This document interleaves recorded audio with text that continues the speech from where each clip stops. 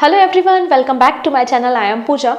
और अभी तक हमने वीकली करंट अफेयर डिस्कस कर लिया है, जिसमें हमने 16 जून से लेकर 22 जून तक के सभी इंपॉर्टेंट इवेंट्स को डिस्कस किया था। और इस बार का जो वीकली करंट अफेयर्स था ना, वो बहुत इंपॉर्टेंट था, क्योंकि इस पर्टिकुलर वीक में बहुत सारे इंपॉर्टेंट इंडेक्स पब्लिश हुए थे और उन सभी इंडेक्स को मैंने उस पर्टिकुलर वीडियो में कवर किया था विथ क्विज। आई थिंक आपने देख लिया होगा, लेकिन यहाँ पे लगातार आपकी डिमांड थी कि बैंकिंग न्यूज़ को भी कवर किया जाए एवरी वीक। तो ऑलरेडी मैंने इसके पहले के जो 2 हफ्ते हैं उनकी न्यूज़ को कवर किया हुआ है। और आज हम 16 से लेकर 22 जून तक जो भी इंपॉर्टेंट बैंकिंग न्यूज़ थी, जहां पे फंडिंग की बात की गई होगी, उनको हम यहां पर डिस्कस कर लेंगे। ठीक है, वीडियो के एंड में एक क्वेश्चन भी होगा which is question of the day, जिसका आंसर आप मुझे कमेंट सेक्शन में दे सकते हैं। तो अगर आप लोग भी बैंकिंग एग्जाम की प्रिपरेशन कर रहे हैं, आप भी इकोनॉमिक्स टर्म को सिंप्लीफाई तरीके से, ईजी तरीके से सीखना चाहते हैं, तो आप लोगों के लिए ये वीडियो यूजफुल है।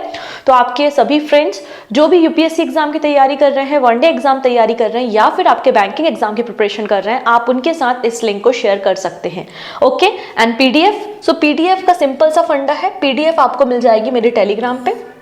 सिंपली आप सर्च कर लीजिएगा पूजा जैन CA 247। ओके, ये मेरा टेलीग्राम चैनल है। यहाँ से आपको daily current affairs, weekly current affairs और जो भी मंथली हमारा कंपाइलेशन होता है, वो सारे वीडियोस आपको यहाँ पर मिल जाएंगे। ओके है जी, सो स्टार्ट कर लेते हैं आज का वीडियो। जल्दी से एक बार लिंक को शेयर कर दो अपने फ्रेंड्स के साथ, और पहली बार चैनल पे आ रहे हो तो चैनल को सब्सक्राइब कर लो, जिससे अपकमिंग क्लासेस के नोटिफिकेशन आपको मिल सके। सो पहला क्वेश्चन है, what is the maximum funding provided per startup under the grant for research and entrepreneurship across aspiring innovators in technical textile scheme?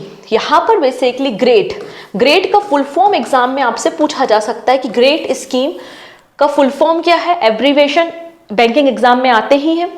Abbreviation के अलावा यहाँ पे पूछा जा सकता है कि जो ग्रेट स्कीम है ये किस मंत्रालय के अंदर या किस मिनिस्ट्री के अंदर ऑपरेट होती है। So answer is ministry of textile.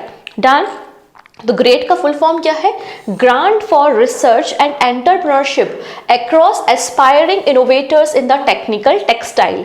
यहाँ पर पूछा जा रहा है कि मैक्सिमम फंडिंग कितनी प्रोवाइड की जाती है अगर कोई भी पर्सन टेक्सटाइल इंडस्ट्री में नया रिसर्च या इनोवेशन करना चाहता है। तो यहाँ पर जो मैक्सिमम फंडिंग है वो 50 लाख रुपए की है। ठीक है, मैक्सिमम। तो यहाँ पर हम लिख सकते हैं अप टू 50 लाख रुपीस तक का यहाँ पे फंडिंग प्रोवाइड किया जाता है। मतलब ऑप्शन सी बिल्कुल करेक्ट हो जाएगा। अब ये स्कीम रिसेंटली न्यूज में क्यों है, हम देख लेते हैं। तो ministry of textile has approved great scheme for the startup in the technical textile. यहाँ पर रिसेंटली जो ग्रांट्स है, तो ग्रांट्स को अप्रूव किया है मिनिस्ट्री ऑफ टेक्सटाइल ने। ठीक है, it is a part of national technical textile mission.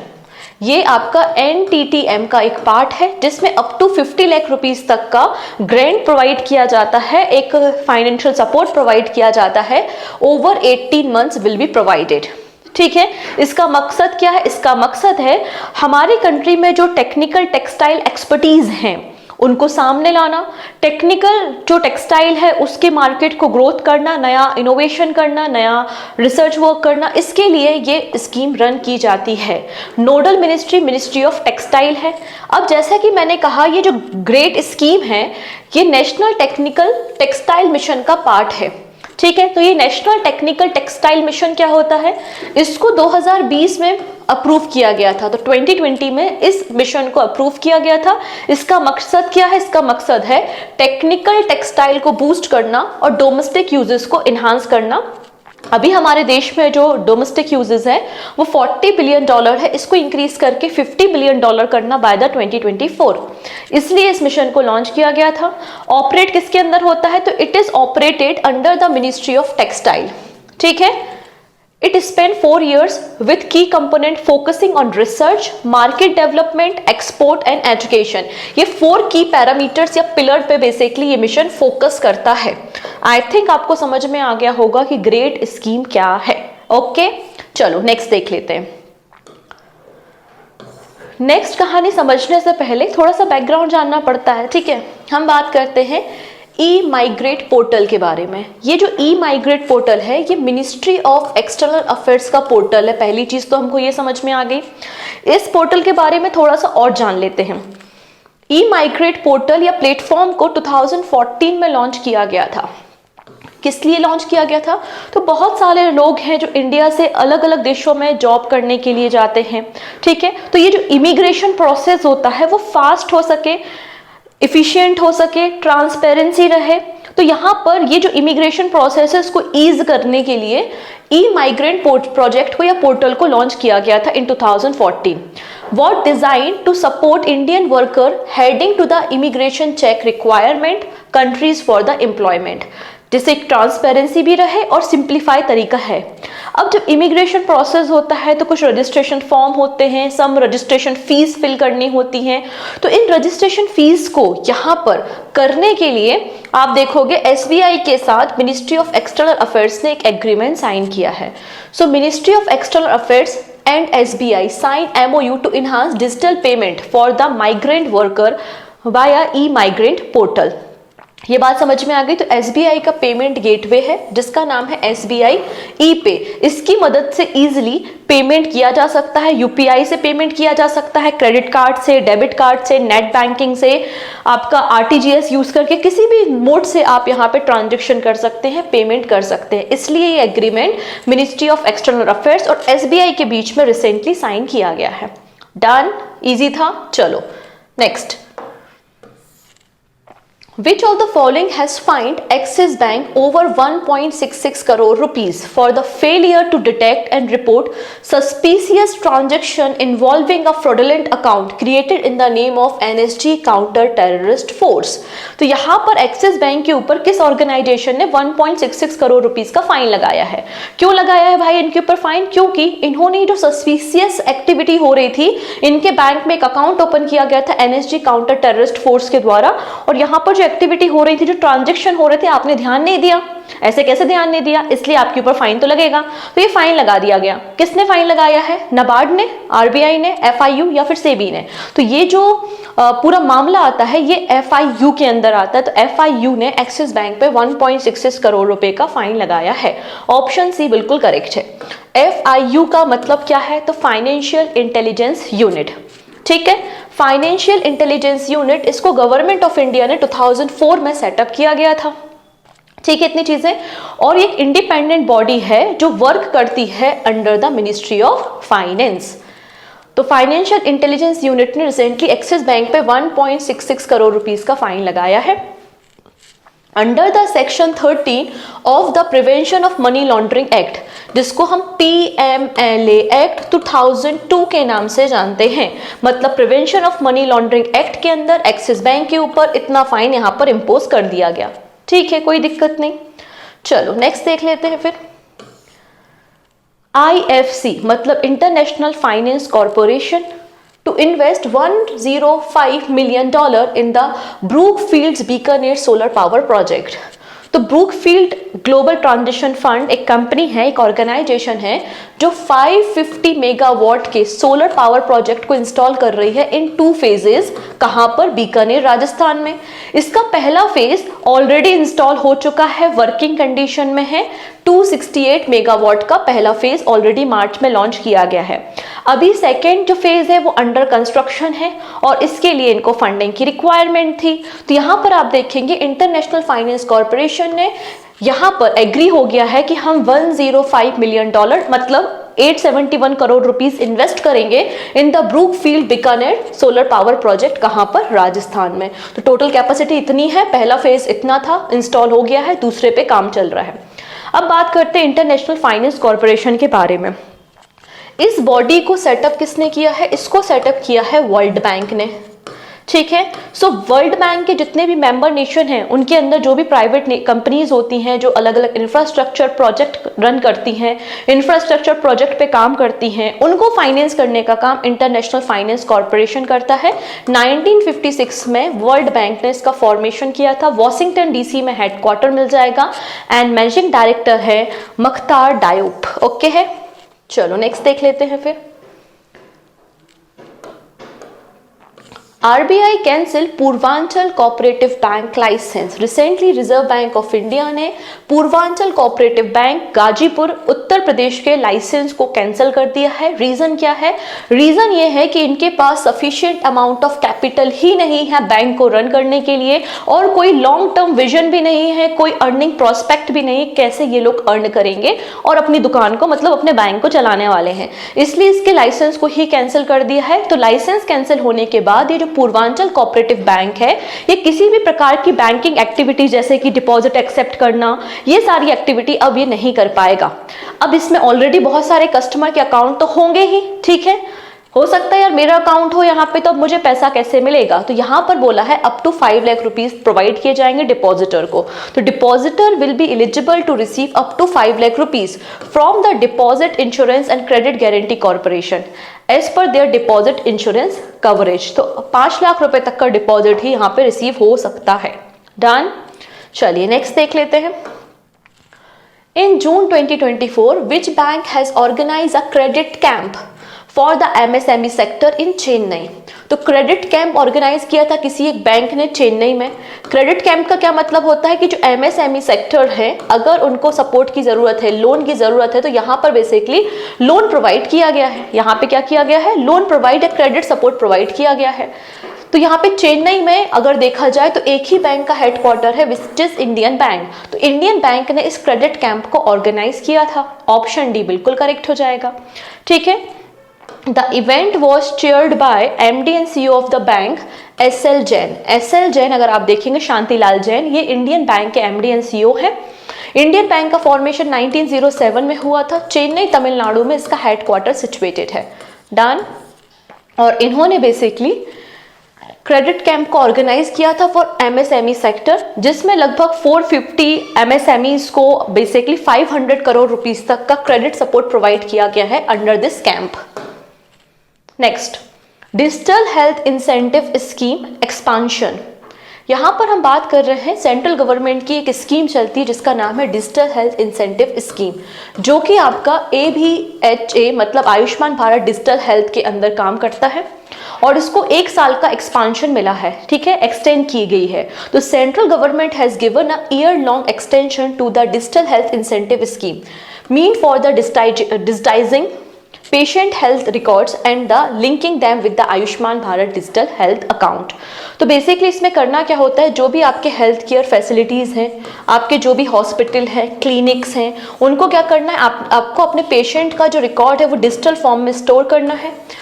आपकी जो पुरानी रिपोर्ट्स हैं, कौन सी डिसीज़ थी पहले, या फिर आपने कैसे डायग्नोसिस किया, आपका मेडिकेशन क्या चल रहा था, कौन से आपने ट्रीटमेंट्स लिए हैं, कौन से टेस्ट करवाए हैं, मतलब सारी रिपोर्ट्स आपके डिजिटल फॉर्म में यहाँ पे स्टोर की जाएंगी। और हर एक पेशेंट को एक आभा ID, जिसको हम Ayushman Bharat digital health account के नाम से जानते हैं, ये ID प्रोवाइड की जाएगी। इससे क्या होता है, इससे आपका जो भी प्रीवियस मेडिकल रिकॉर्ड है वो स्टोर होता है। तो अगर आप किसी भी हॉस्पिटल में जाते हैं फॉर द ट्रीटमेंट, तो यहाँ पे आपको डॉक्यूमेंट कैरी करना नहीं पड़ता, आपको फर्दर बार बार टेस्ट नहीं कराने पड़ते, कोई डॉक्यूमेंट खो जाने का डर नहीं होता, सारी चीज़ें एक ही जगह होती हैं, ठीक है। तो यहाँ पर कोई भी हेल्थ केयर फैसिलिटी, हॉस्पिटल या फिर आपके क्लिनिक ऐसा काम करते हैं, मतलब पेशेंट का जो रिकॉर्ड है उसको डिजिटल करते हैं और आभा ID प्रोवाइड करते हैं, तो उन्हें इंसेंटिव दिया जाता है, अप टू 5 करोड़ रुपीज तक का इंसेंटिव यहाँ पे दिया जाता है। तो इसी स्कीम को 1 साल के लिए फर्दर एक्सटेंड किया गया है। Digital health incentive scheme is a national initiative by the national health authority aimed at the promoting the adoption of digital health practice in the India। इसे 1 जनवरी 2023 में लॉन्च किया गया था under the Ayushman Bharat digital mission, ठीक है। और अब ये स्कीम 30 जून 2025 तक आपको इफेक्टिव मिल जाएगी। क्या अब कोई नई हेल्थ फैसिलिटी इनरोल कर सकती है? तो बिल्कुल हाँ। अगर आप देखो तो health facility, digital solution companies and other health care provider are eligible to participate in this scheme. Incentive यहाँ पे प्रोवाइड किया जाएगा, डिपेंड करता है आपने कितने अकाउंट्स को क्रिएट किया है और लिंक किया है, और Ayushman Bharat health account number patient को प्रोवाइड किया है, ठीक है। Health care institute and digital solution entities can register for the scheme through the health facility registry. अगर आप यहाँ पर आयुष्मान भारत डिजिटल मिशन के बारे में बात करते हैं, तो आयुष्मान भारत डिजिटल मिशन का एक कंपोनेंट है विच इज HFR। HFR का मतलब है हेल्थ फैसिलिटी रजिस्ट्री।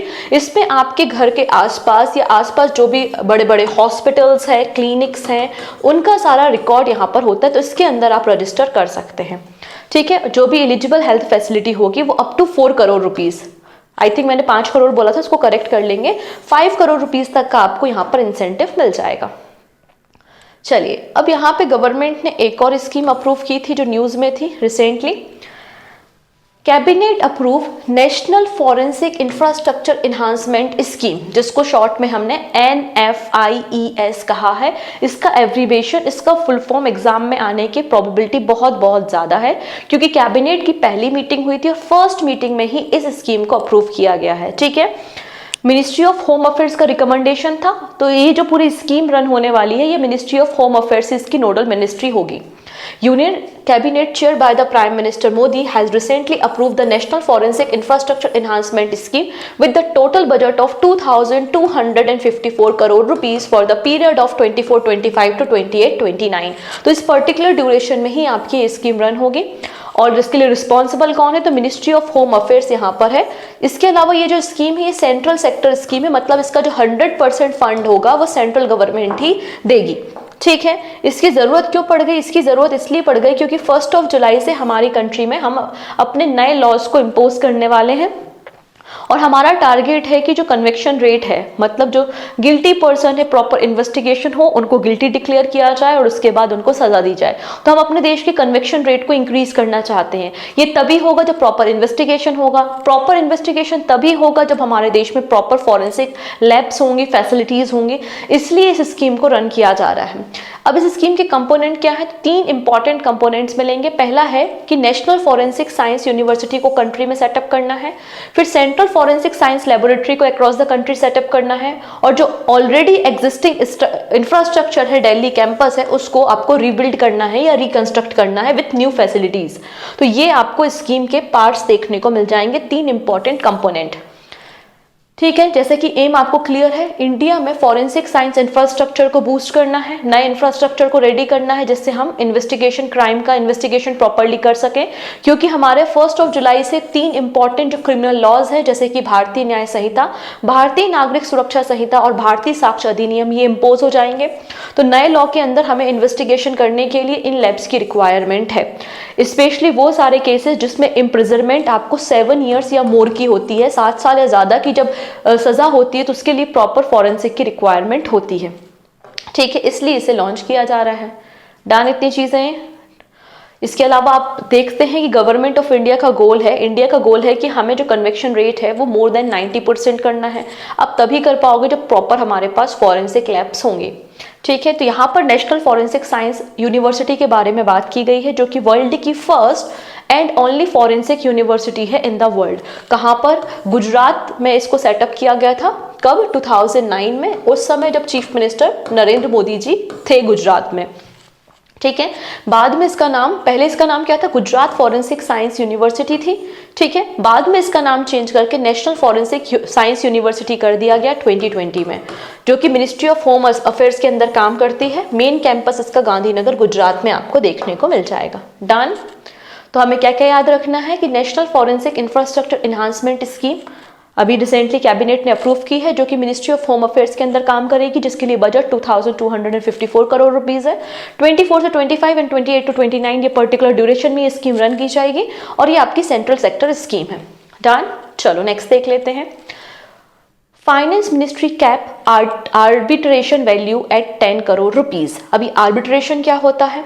कोई भी 2 पार्टीज है जिनके बीच में डिस्प्यूट होता है और डिस्प्यूट को सॉल्व करने के लिए पब्लिक सेक्टर एंटरप्राइजेस या कोई गवर्नमेंट एंटिटी या कोई प्राइवेट एंटिटीज आती हैं उस पर्टिकुलर डिस्प्यूट को सॉल्व करने के लिए, और जब वो डिस्प्यूट को सॉल्व करते हैं तो बदले में कुछ ना कुछ चार्जेस करते हैं। ठीक है, और इसी को हम आर्बिट्रेशन फीस भी बोल सकते हैं, और इसका जो कैप है वो 10 करोड़ रुपये डिसाइड किया, इससे ज़्यादा आप पैसा नहीं ले सकते। तो ministry of finance under the new guidelines limit arbitration to the dispute under 10 crore rupees involving government entities or the public sector enterprises aiming to reduce cost and streamline resolution process। ठीक है, तो ये पूरी कहानी यहाँ पर लिखी गई है। नेक्स्ट है Fitch rating raises India's growth forecast to how much % for the FY25। तो according to the Fitch FY25 का मतलब है आपका जो फाइनेंशियल ईयर स्टार्ट हुआ है अप्रैल 2024 से और ख़त्म कब होगा, मार्च 2025 में जो आपका फाइनेंशियल ईयर ख़त्म होगा, इसे हमने FY25 कहा है। इसके लिए फिच के अकॉर्डिंगली भारत की GDP ग्रोथ क्या रहेगी, ये क्वेश्चन आपसे पूछा गया है। सो आंसर हो जाएगा 7.2%। अब यहाँ पर आपको अपडेटेड लिस्ट मिल रही है जो अपडेटेड GDPs हैं, जैसे कि वर्ल्ड बैंक ने कहा है कि 6.6% रहेगी FY25 में, वहीं RBI कहता है कि 7.2 रहेगा, similar to the Fitch rating. ठीक है, DBS बैंक कहता है 7% रहेगा FY25 में, वहीं NSO ने कहा था कि FY24 में 8.2%, मूडीज के अकॉर्डिंगली 6.6% रहेगा। तो ये अपडेटेड लिस्ट है, आप इसको एक बार देख लीजिएगा क्योंकि एक आध क्वेश्चन तो आपको फोरकास्टिंग से देखने को मिलता ही है। ठीक है, नेक्स्ट है इन जून 2024 ICICI Prudential Life Insurance offered a blank lifetime discount for the women on the all premium for its best selling term insurance product I protect smart. तो पहला क्वेश्चन तो ये है कि जो आई प्रोटेक्ट स्मार्ट है ये आपका एक टर्म इंश्योरेंस प्रोडक्ट है। किसका है ये? ICICI प्रूडेंशियल लाइफ इंश्योरेंस का है। ठीक है, ये इनका बेस्ट सेलिंग प्रोडक्ट है। तो इस बेस्ट सेलिंग प्रोडक्ट में महिलाओं के लिए, फीमेल्स के लिए लाइफ टाइम डिस्काउंट प्रोवाइड किया जा रहा है और वो डिस्काउंट कितना है? 15% का है। इसके अलावा जो वर्किंग लेडी हैं उन वर्किंग लेडी को फर्स्ट प्रीमियम पे जो पहली बार आप इंस्टॉलमेंट पे करोगे ना, तो एडिशनल 15% ऑफ की बात यहाँ पर की गई है। ठीक है, तो ICICI prudential life offer life time 15% discount for the women on the I protect smart term plan. Done इतनी चीजें। बेसिकली जो आई प्रोटेक्ट स्मार्ट है ये आपका क्रिटिकल इलनेस को बेनिफिट्स को कवर करता है, जिसमें आपकी 34 क्रिटिकल इलनेस जैसे कि breast cancer, ovary cancer, cervical cancer, ये सारी चीजें इसमें शामिल होती हैं। इसमें आपको health and life insurance coverage दोनों प्रोवाइड किया जाता है। नेक्स्ट है RBI Reserve Bank of India grants payment aggregator licence to the SabPaisa. तो सब पैसा एक पेमेंट सॉल्यूशन प्रोवाइडर है और इसको as a payment aggregator licence provide किया है RBI ने under the payment and settlement system act 2007। ठीक है, सब पैसा का फॉर्मेशन 2016 में हुआ था एंड CEO कौन है? तो आप देखेंगे पथिकृत दास गुप्ता। ठीक है, पथिकृत दास गुप्ता आपको मिल जाएंगे। सो नेक्स्ट है नेशनल मोनेटाइजेशन पाइपलाइन। तो यहाँ नीति आयोग ने रिसेंटली कुछ स्टेटमेंट दिए हैं, हम देख लेते हैं।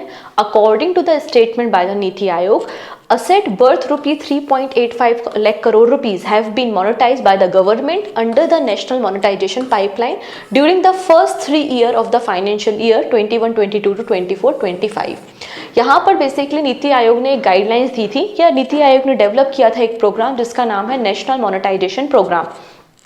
ये जो नेशनल मोनेटाइजेशन पाइपलाइन प्रोग्राम है इसके अंदर गवर्नमेंट ऑफ इंडिया के अलग अलग मिनिस्ट्री के जो भी असेट्स हैं उनको मोनेटाइज किया जाएगा। ठीक है, और टारगेट था कि 4 इयर्स में हमें 6 lakh crore rupees fund raise करना है बाय द असेट मोनेटाइजेशन, जिसमें गवर्नमेंट के असेट को, मतलब जो ऑलरेडी एग्जिस्टिंग असेट्स है वो प्राइवेट कंपनीज को लीज पे दिए जाते हैं और बदले में उनसे लमसम अमाउंट लिया जाता है। तो it is done after government transfer the revenue rights to the private parties for a specified transaction period in return of the upfront money and the commitment of the investment in the asset। और यहाँ से जो पैसा generate होता है government के पास, government उस पैसे का इस्तेमाल दूसरे इंफ्रास्ट्रक्चर प्रोजेक्ट में करती है। फॉर एग्जांपल, गवर्नमेंट ने एक नेशनल हाईवे रेडी किया है या गवर्नमेंट ने एक यूनिवर्सिटी बना ली है या एक हॉस्पिटल रेडी कर लिया है और उस हॉस्पिटल को मैनेज करने की रिस्पॉन्सिबिलिटी एक प्राइवेट एंटिटी को दे देती है। जैसे कि अगर हम मेट्रो प्रोजेक्ट की बात करते हैं तो आपको पता है ना कि गवर्नमेंट मेट्रो प्रोजेक्ट्स को बनाती है और उसके बाद इनको ऑपरेट करने के लिए रिलायंस जैसे बड़े बड़े ग्रुप को दे देती है और कुछ समय के लिए लीज पे देती है और बदले में फिर उनसे एक लमसम अमाउंट लेती है और उस पैसे का इस्तेमाल फिर दूसरे इंफ्रास्ट्रक्चर प्रोजेक्ट में करती है। इसी को ही हम असेट मोनेटाइजेशन कहते हैं। तो नीति आयोग ने कहा है कि जो आपका 3 इयर्स थे, तो 3 इयर्स में 3.85 लाख करोड़ रुपीस का असेट को मोनेटाइज किया गया है by the government of India. हमारा टारगेट कितना है? 6 लाख करोड़ रुपीस का है फॉर 4 इयर्स। तो 4 सालों में हमें इतना फंड रेज करना है। आप देख सकते हैं जो नेशनल मोनेटाइजेशन पाइपलाइन है इसको नीति आयोग ने बेसिकली डेवलप किया है और 2021 में से लॉन्च किया गया था। इसके अलावा इन्होंने टॉप परफॉर्मिंग मिनिस्ट्रीज के बारे में भी इंफॉर्मेशन दी है कि सबसे ज्यादा मिनिस्ट्री ऑफ कोल के असेट्स को मोनेटाइज किया गया है अप्रोक्सीमेटली 56,000 करोड़ रुपीस। फिर आपको मिनिस्ट्री ऑफ रोड ट्रांसपोर्ट देखने को मिल जाएगा और इनके लगभग 40,000 करोड़ असेट्स को 40,000 रुपीस के असेट्स को बेसिकली मोनेटाइज किया गया है। ठीक है, नेक्स्ट बात कर लेते हैं। UK surpass China to become India's 4th largest export market. तो यहाँ पर यूनाइटेड किंगडम को ने ओवरटेक कर लिया है चाइना को और इंडिया का 4th लार्जेस्ट एक्सपोर्ट मार्केट बन गया है और मिनिस्ट्री ऑफ कॉमर्स ने हमको ये डेटा पब्लिश करके दिया है। हमारा जो यूके के साथ ट्रांजेक्शन या ट्रेडिंग इंक्रीज हुई है वो आप देखोगे $1.37 बिलियन का हमारा ट्रेडिंग हुआ है यूके के साथ।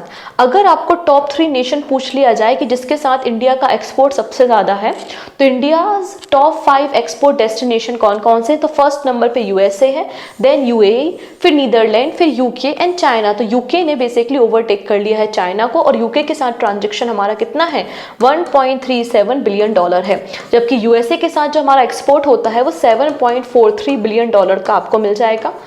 अगर हम देखें ईयर ऑन ईयर ग्रोथ तो यूएसए के साथ जो हमारी ईयर ऑन ईयर ग्रोथ हो रही है वो 13% हो रही है, वहीं यूके के साथ हमारी जो ग्रोथ है वो 33% है। सबसे ज़्यादा जो ग्रोथ हुई है हमारी ईयर ऑन ईयर ग्रोथ वो नीदरलैंड के साथ हुई है, आप देख सकते हैं 43.92%।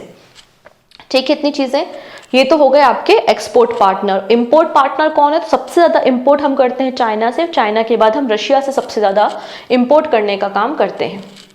चलिए नेक्स्ट बात करेंगे।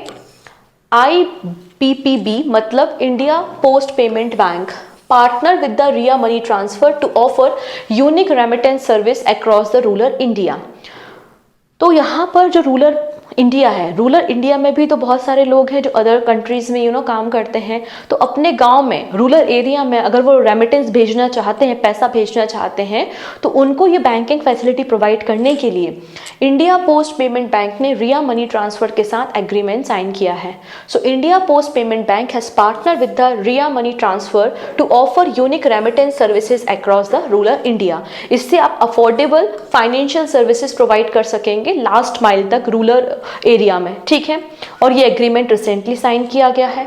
अब यहाँ पर बात हो रही है इंडिया पोस्ट पेमेंट बैंक के बारे में। इसे गवर्नमेंट ऑफ इंडिया ने सेटअप किया था।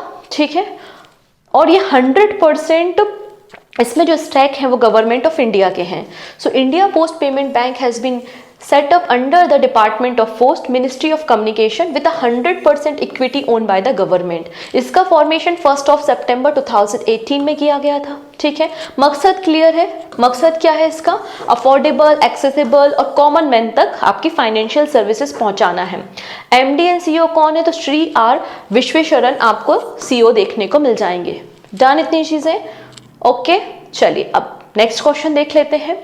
With whom has the government of India signed a loan agreement to improve the healthcare sector? तो healthcare sector को improve करने के लिए यहाँ पे गवर्नमेंट ऑफ इंडिया ने एक लोन एग्रीमेंट साइन किया है। किसके साथ? एशियन डेवलपमेंट बैंक के साथ। तो Asian development bank Indian government को $170 मिलियन का लोन प्रोवाइड करेगा और इस फंड का इस्तेमाल करके Indian government health care facility को और स्ट्रॉन्ग करेगी। एशियन डेवलपमेंट बैंक का फॉर्मेशन 1966 में हुआ था एंड मनीला में इसका हेडक्वार्टर भी आपको मिल जाएगा। नेक्स्ट है, इन जून 2024 reserve Bank of India has approve Zurich Insurance Company acquisition of the blank stake in the Kotak Mahindra General Insurance Company for 5,560 crore rupees.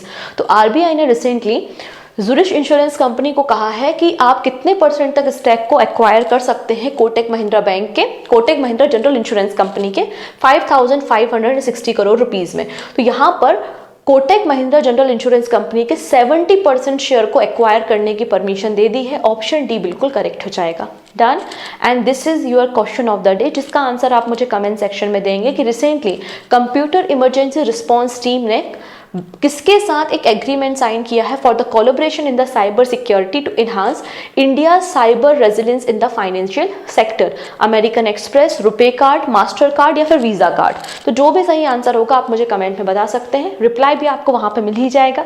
सो मिलते हैं नेक्स्ट वीडियो में। आई होप आपको सारी इन्फॉर्मेशन समझ में आई होगी। इस पर्टिकुलर वीक में हमारे पास इतनी ही इंपॉर्टेंट बैंकिंग न्यूज थी जो मैंने आपके साथ डिस्कस की हैं। Okay, so take care.